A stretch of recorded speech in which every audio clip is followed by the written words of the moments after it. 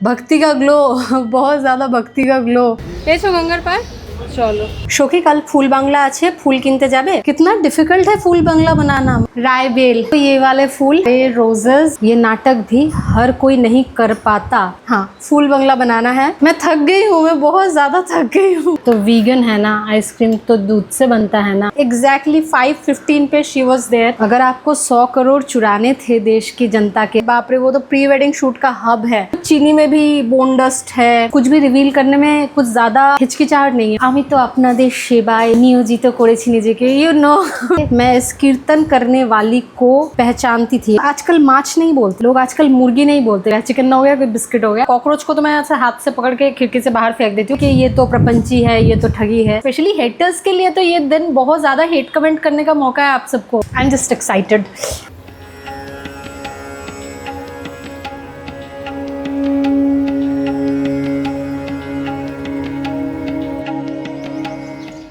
राधा वल्लभ श्री हरिवंश, आप सभी भक्तों को पुरुषोत्तम मास व अधिक मास की फिर से एक बार ढेरों ढेरों शुभकामनाएं।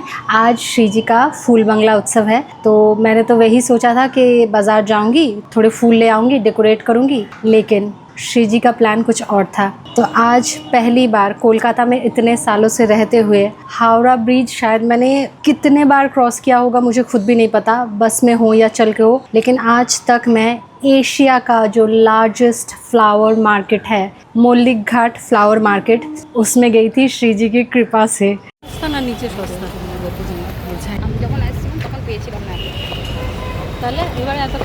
श्री जी की कृपा से मैं पहली बार मौलिक घाट फ्लावर मार्केट गई थी, और मैं इतनी ज़्यादा इस विषय को लेके एक्साइटेड इसीलिए हूँ क्योंकि शायद मैंने लाखों बार सोचा होगा कि मैं मौलिक घाट जाऊँ। कोलकाता में रह के मैं नहीं जा पाई। मैंने हज़ारों बार इसके फ़ोटोज़ देखे हैं। मैं कितनी बार मैंने खुद सोचा है दिमाग में कि मैं जाऊँगी वहाँ पे, थोड़े बहुत फ़ोटो सेशन करूँगी, खुद का हो या everyone knows, whoever follows my Instagram, जो भी मुझे फॉलो करते हैं उनको पता है कि मुझे एस्थेटिक फ़ोटोज़ लेना मोबाइल से ही हो, भले मेरे पास DSLR ना हो, एंड्रॉयड से हो, लेकिन मुझे कितना ज़्यादा पसंद है। तो मैंने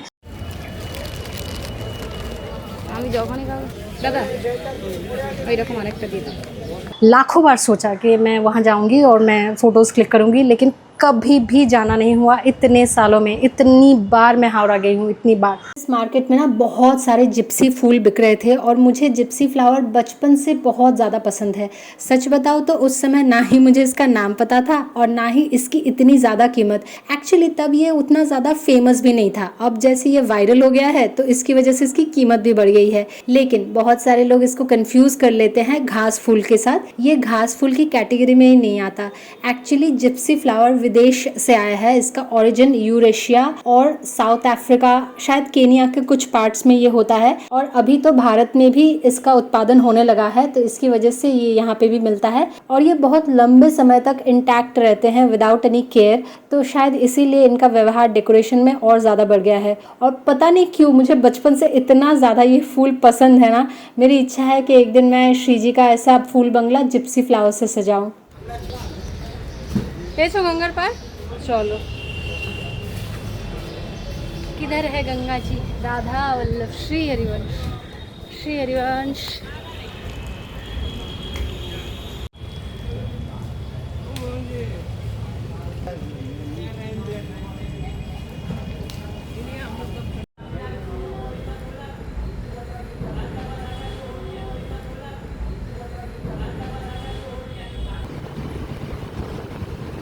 तो पहले तो ये वाले फूल, ये टोटल कितना मुझे अभी इसकी सेवा याद नहीं है। इतने सारे रोजेस, इसकी भी सेवा मुझे ठीक से याद नहीं है। इन मालाओं की सेवा याद है। इतनी सारी मालाएं, यहाँ पे 2 बंच है, ठीक है, यहाँ पे 2 बंच है, अराउंड 40 रुपये सेवा में इतनी सारी मालाएं। यहाँ पे 2 बंच है, थोड़े टैंगल्ड हो गए, कोई बात नहीं। और राय बेल हमारे सदगुरुदेव भगवान का बहुत ही प्रिय। इतने सारे मालाओं की सेवा आई थिंक 40 रुपये थी, इसकी भी 40 रुपये थी। कमल के फूल भी है, लेकिन उन्हें मैंने पानी में भिगो के रखा है। यहाँ पे ये इतने सारे नीम के पत्ते, यहाँ पे ये इतने सारे दुर्वा घास, इन सब का तो प्राइस, मतलब जो लोग उस फ्लावर मार्केट में जाते हैं सिर्फ उन्हीं को पता होगा कि इतने सारे दुर्वा घास मुझे, मतलब बहुत ही सामान्य पैसे में मुझे मिला है। तो मैंने लिटरली सखी का व्हाट्सएप चैट खोला हुआ है ताकि मैं आपको बता सकूँ कि कल क्या हुआ। 7:15 के आसपास सखी ने बस मुझे मैसेज किया, शोकी कल फूल बांग्ला अच्छे फूल किनते जाबे, मतलब सखी कल फूल बांग्ला है फूल लेने जाओगी। तो मैंने बस लिखा श्री हरिवंश कोटा समय, मतलब कितने बजे। तो उसने बोला कि भोर में 5:15 के आसपास। आई वॉज लाइक ठीक है, ताहले एसे साजाते समय पाबो, अगर हम उतने भोर को गए तो हम आके सजाने का हमें समय मिलेगा। तो मैंने बोला ठीक है, कहाँ पे मीट करना है, बस इतना ही। और आज लिटरली मैं पहली बार शायद मैंने किसी को देखा कि एग्जैक्टली 5:15 पे she was there, Howrah bridge के वहाँ पे जहाँ से वो फूल मार्केट शुरू होता है। She was there and I was in bus. तो मैंने बोला थोड़ा रुको, मैं आ रही हूँ। All that I want to say is when Shriji wants something to happen, it will happen without efforts और आई शुड से 0 एफर्ट्स। सच बताओ तो ये फूल बंगले की बात या फूलों की बात नहीं है, मुल्लिक बाज़ार जाने की भी बात नहीं है। When Shriji wants it to happen, कैसो पापी कोई न हो हरिवंश ना मुझे ले, अलख लड़े तिरीज के महल खवासी दे। कैसा भी पापी हो, कुछ भी हो, फिर कुछ एफर्ट्स नहीं लगता, सब कुछ अपने आप हो जाता है। कुछ ये मत करो, वो मत करो, ऐसे मत करो, वैसा नियम, ये वो, यहाँ अपराध बन जाए। बच्चा बन जाओ उसके, अगर बन भी रहा है, कुछ गलती हो भी रहा है, बच्चा बन जाओ। अगर सच में आपको पता नहीं है, दैट्स अनदर थिंग, अगर सच में आपको पता नहीं, वो सच्चाई तो सिर्फ आपको पता है और श्रीजी को पता है कि अच्छा ये नियम पता नहीं थे, कि ऐसा नहीं पता था। और हाँ, छोड़ो ये सब सीरियस बात है।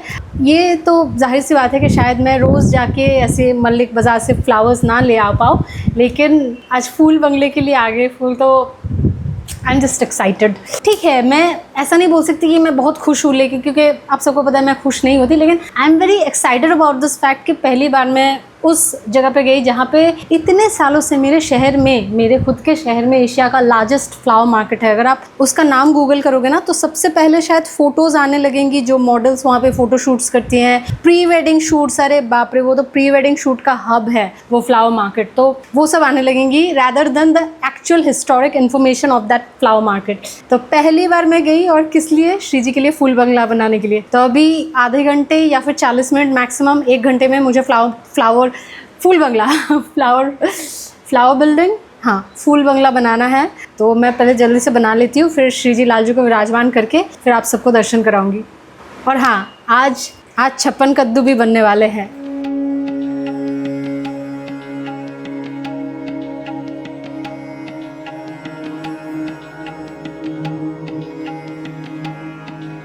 तो अभी फूल बंगला बनाते बनाते मैं थोड़ा सा थक गई हूँ, तो मैं अभी आइसक्रीम खा रही हूँ। पर सखी, आप तो वीगन है ना, आइसक्रीम तो दूध से बनता है ना।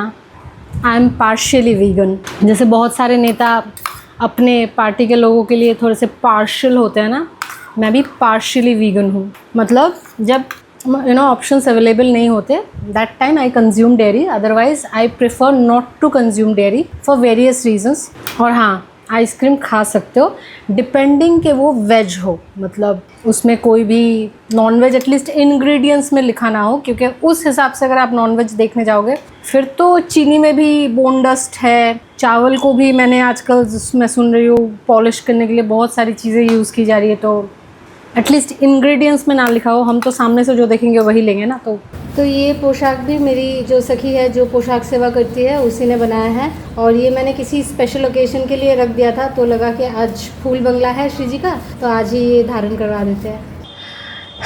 आपको समझ में आ रहा है, मैं मतलब बहुत ज़्यादा लेवल में थक गई हूँ, मतलब पसीना पसीना, हालत ख़राब। भक्ति का ग्लो बहुत ज़्यादा भक्ति का ग्लो आ रहा है चेहरे पे। ये एक माला ना, थोड़े से इसके फूल ज़्यादा ही डार्क पड़ रहे थे, ऑल्दो मैंने उसके डार्क वाले फूल ऐसे पीछे की तरह छुपा दिए। ये देखो इसके फूल गिर रहे हैं, तो ये मैंने ऐसे खुद बांध लिया। तो फूल बंगला बन गया है फाइनली, श्रीजी की कृपा से। 1 घंटे में नहीं बना, मुझदम से ऑलमोस्ट 2 घंटे लग गए। आई एम ऑलरेडी लेट सेवा में, लेकिन मुझे ये पता चल गया कि कितना डिफ़िकल्ट है फूल बंगला बनाना। मतलब अगर अकेले बनाने जाओ तो you can not make it. मतलब अगर आप सोचो ना कि मैं बनाऊंगी, it's never ever gonna happen, मतलब आप कभी नहीं बना पाओगे। फूल इतनी गर्मी में, क्योंकि गर्मी के समय ज़्यादा फूल अवेलेबल होते हैं, सब सूख रहे हैं, बहुत स्पीड में सूख रहे हैं, और ऐसे माले से ना ऐसे झड़ रहे हैं, वो भी एक प्रॉब्लम है। तो उसमें अरेंज करके बनाना, और कॉन्टिन्यूसली हवा दे रहा है, तो ये स्ट्रक्चर जो है ये गिर रहा था। तो मैं आपको जल्दी से जल्दी फूल बंगले का दर्शन करवा देती हूँ, इससे पहले कि गोपाल इसको गिरा दे,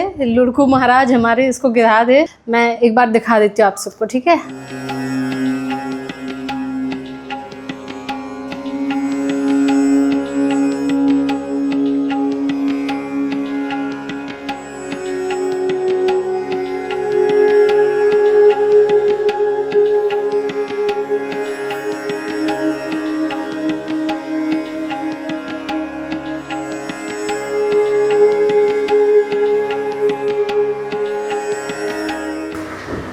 अभी गर्मी की वजह से मैंने पूरे बालों को ऐसा जूड़ा बना लिया है और उसी पे फूल माला को बांध लिया है।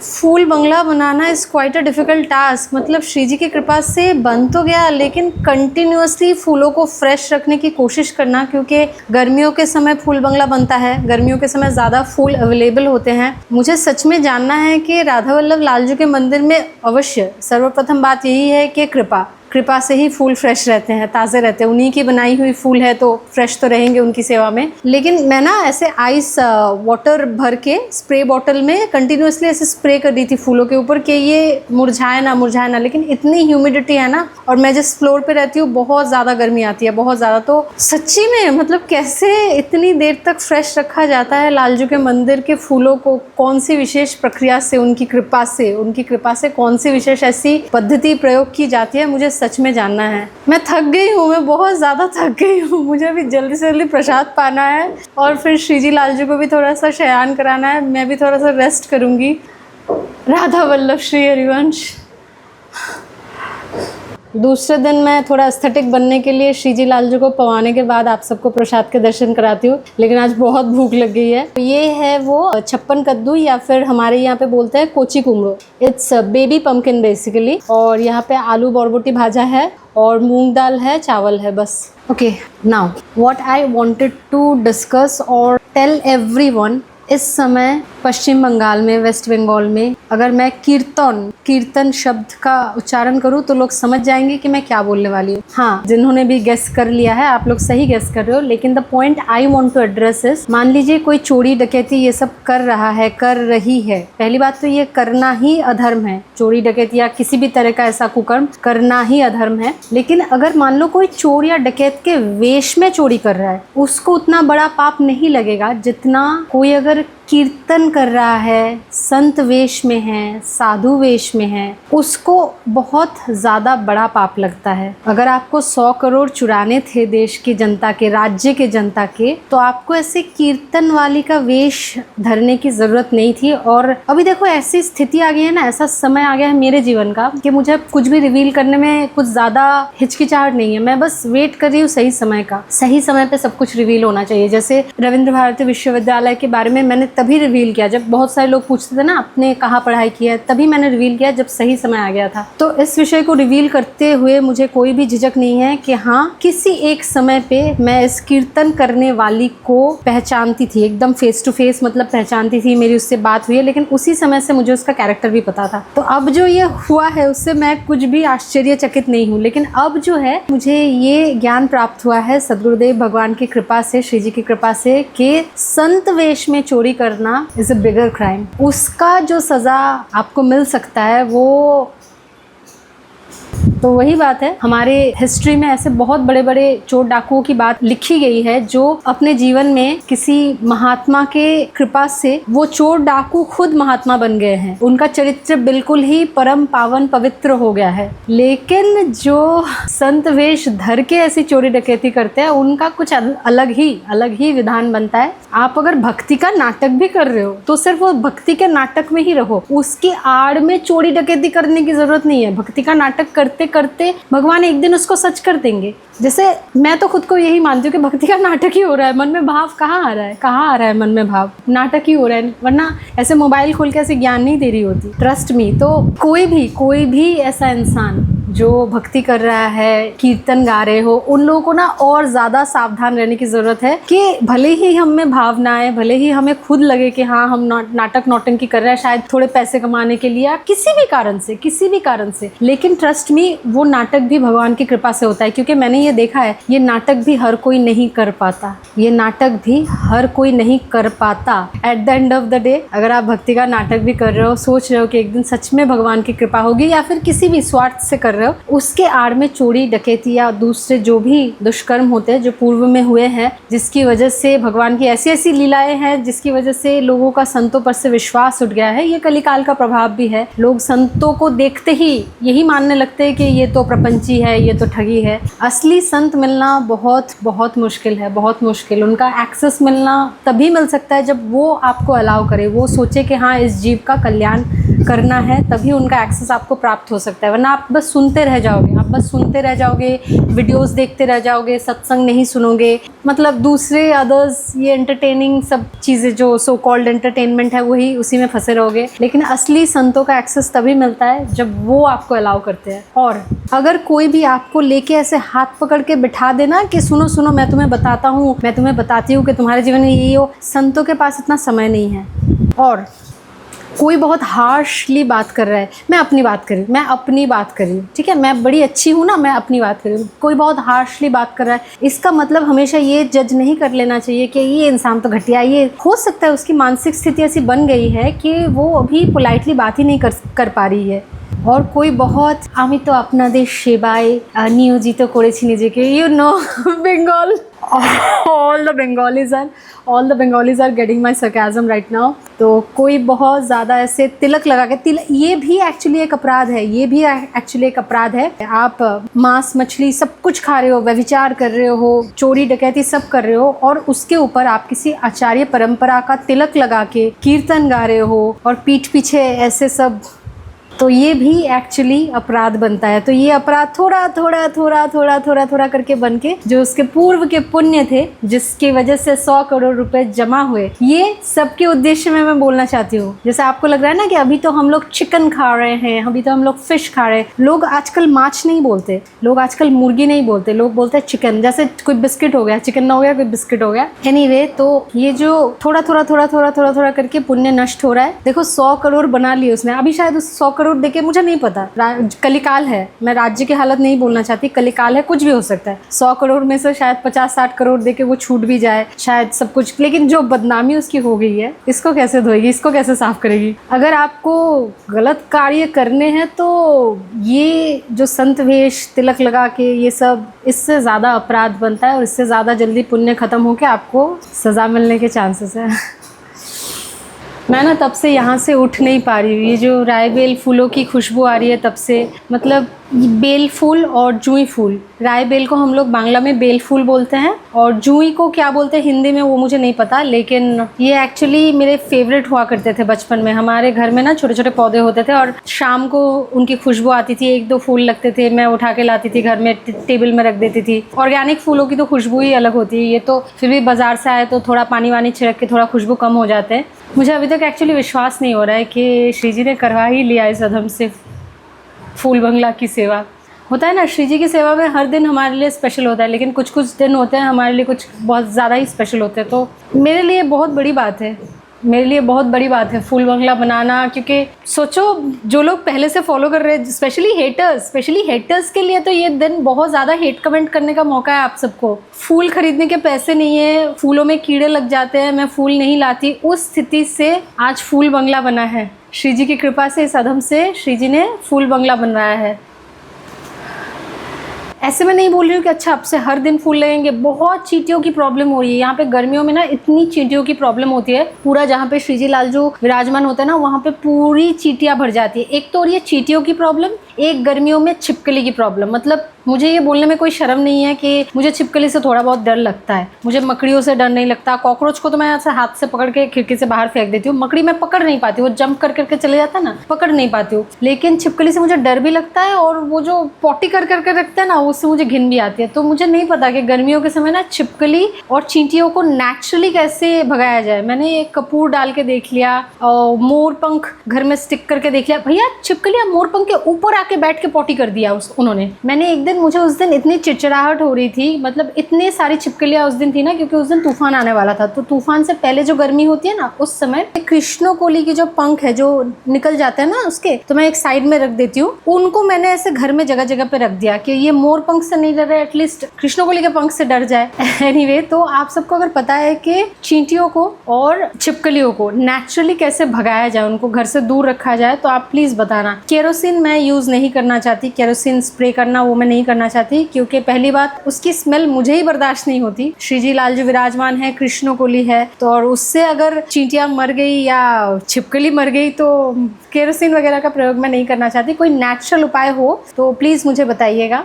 बस श्री जी की कृपा से फूल बंगला बन ही गया।